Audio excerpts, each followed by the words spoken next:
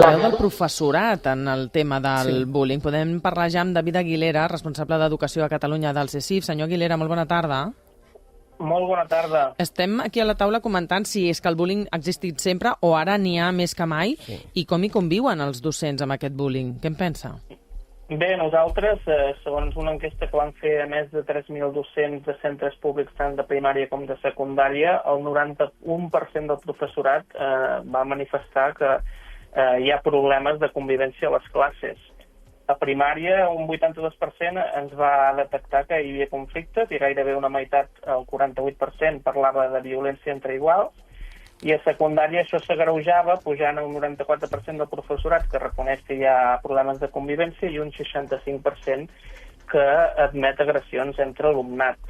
Nosaltres el que sí que hem detectat és que no són casos aïllats, sinó que és una tendència estructural i que ja cada cop sí que hi ha sigut sempre, però ara es comença a agreujar, hi ha més tensió, més violència i menys respecte dins les aules.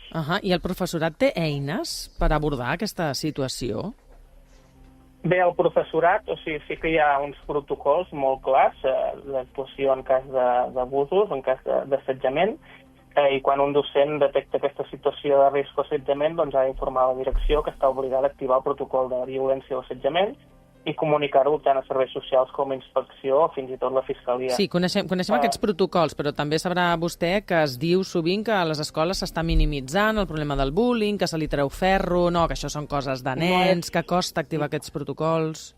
No és que s'estigui minimitzant, sinó que aquests protocols normalment obliguen a documentar exhaustivament tot el procés, a través d'informes, reunions, seguiments, comunicacions, i això suposa més burocràcia i una sobrecàrrega afegida pel professorat, que després no té temps potser per dedicar tot el que voldria a la prevenció, acompanyament emocional i atenció individualitzada. A tot això, degut principalment a les ràtios elevades que tenim i a la pressió diària a les aules, que tenim un professorat esgotat, sobrecarregat i sovint desprotegit.